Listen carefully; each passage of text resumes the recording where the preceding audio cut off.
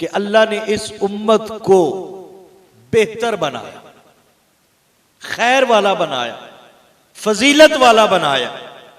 सैयदना आदम से लेके सैयदना ईसा अलैहिमुस्सलाम तक हर नबी की उम्मतें हैं, रसूलों की उम्मतें हैं। अल्लाह ने जब इस उम्मत को बनाया तो अल्लाह ने पिछली सारी उम्मतों में से इस उम्मत को फजीलत वाला बनाया, इस उम्मत को बेहतरी वाला बनाया।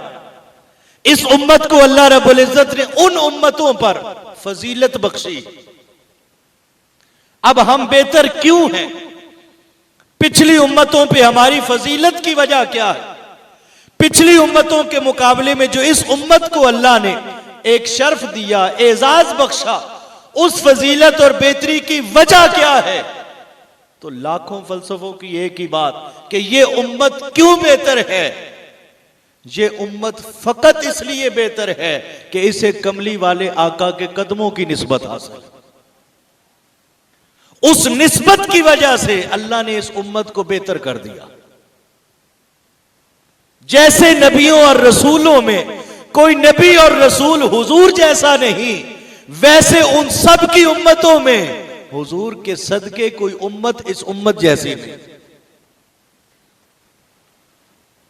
वजह क्या है? वजह हुजूर के कदमों की निस्बत। मेरे आका की निस्बत है ही ऐसी कि वो निस्बत जिसे नसीब हो जाए उस निस्बत के सदके अल्लाह उस चीज की शान को बढ़ा देता। अब देखें, कयामत तक लोग कलमा पढ़ते रहेंगे, उन सबको मुसलमान कहते हैं। सबको क्या कहते हैं? मिलकर बोलिए, क्या कहते हैं? मुसलमान। यही कलमा हम भी पढ़ रहे हैं, यही कलमा कयामत तक लोग पढ़ते रहेंगे, उन सबको मुसलमान कहते हैं। और यही कलमा हुजूर की जाहिरी हयात में सहाबा ने भी पढ़ा। अब कलमा पढ़ने में सारे बराबर हैं, लेकिन सहाबा जैसा कोई क्यों नहीं हो सकता? इसलिए कि उन्हें वो निस्बत हासिल है, उन्होंने खाली कलमा नहीं पढ़ा, उन्होंने मुस्तफा को देख के कलमा पढ़ा। इस निस्बत ने सहाबा को हर दौर के मुकाबले में सबसे बुलंद कर दिया। एक निस्बत हुजूर की आल को मिली है। आल के पास सहाबियत का शर्फ तो है ही है कि उन्होंने हुजूर को देख के कलमा पढ़ा, इस नियत से वो सहाबी भी हैं। और उन्हें दोहरा एजाज ये है कि वो सहाबी होने के साथ साथ हुजूर का खून भी।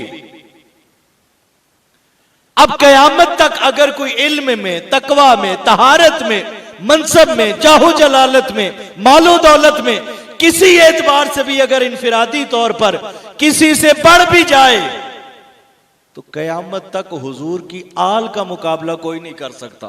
क्यों? क्योंकि उनको वो निस्बत हासिल है जो कयामत तक किसी और को मिल नहीं सकती।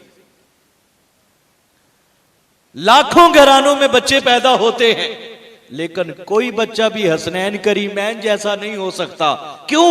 क्योंकि उन्हें मुस्तफा अपने कंधों पे बिठा के सवारियां जो करवाते रहे थे। हुजूर की निस्बत जिस जिस को मिलती गई, उस निस्बत ने उसी चीज को बुलंद कर दिया।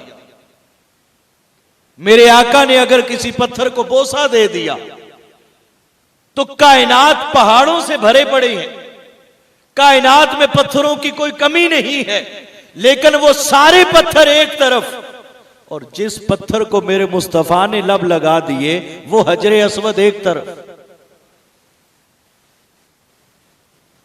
जमीन के जिस खित्ते में मेरे आका आबाद है, तशरीफ फरमा है, आराम फरमा है, वो मदीनातुल मुनव्वरा का खित्ता और स्पेसिफिक वो गुंबद खजरा का इहाता।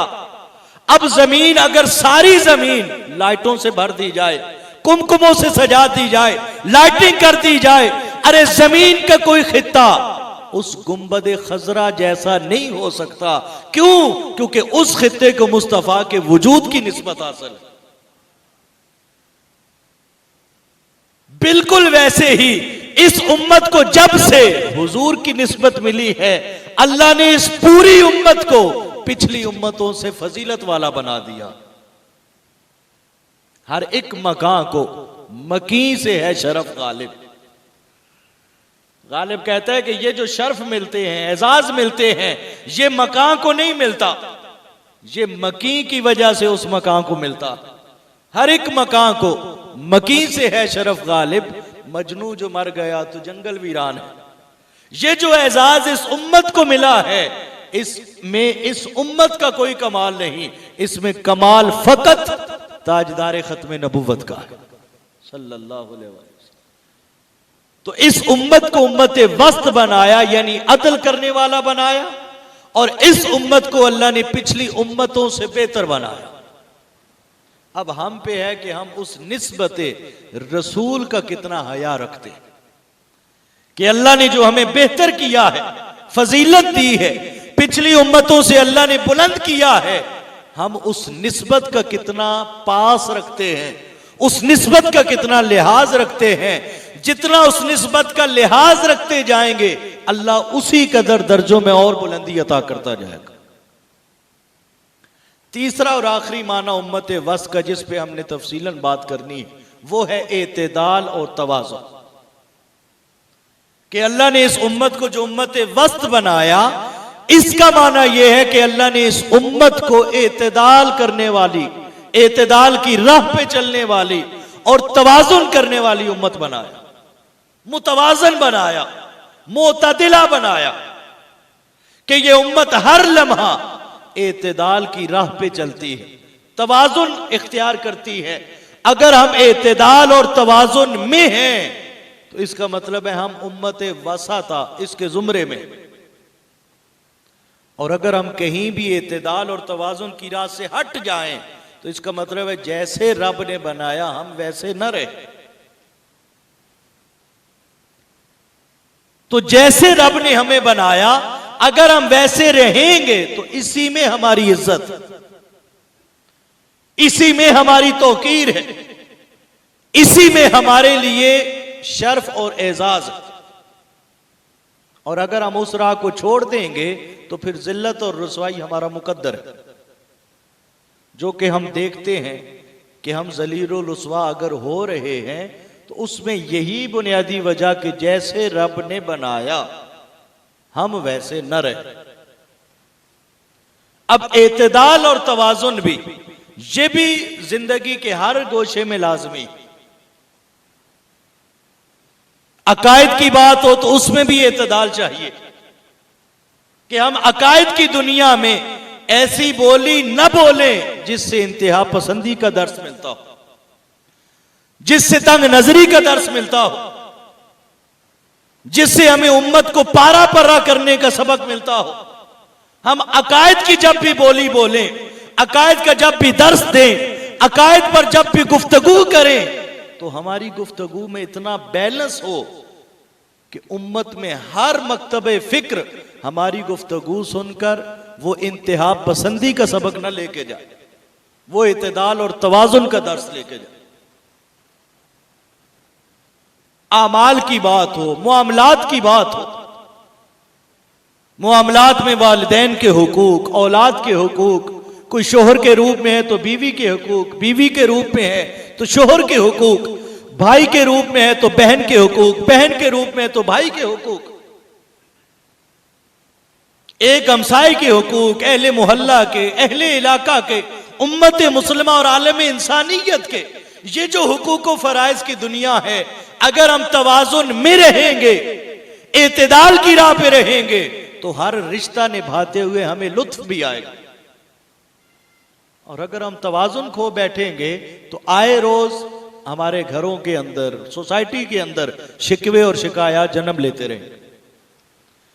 आप अंदाजा तो कीजिए कि हुजूर की सीरत तैयबा कितना उसमें तवाज़ुन है कि मेरे आका अगर अपने दोस्तों से मिलते हैं, सहाबा किराम से, तो हर सहाबी यही समझता है कि मेरे आका सबसे ज्यादा प्यार मुझसे करते हैं।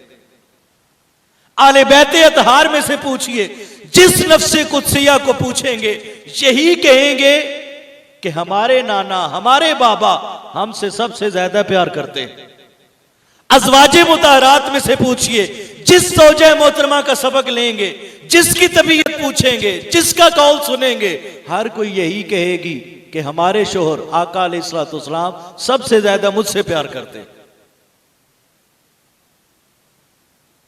ये क्या है कि ये हुजूर की तबीयत मुबारका में एक तवाजुन है, रिश्तों की अदायगी में हुजूर में एक तवाजुन है, बैलेंस लाइफ है मेरे आका की। उस वजह से किसी रिश्ते को कोई शिकवा नहीं है हुजूर से।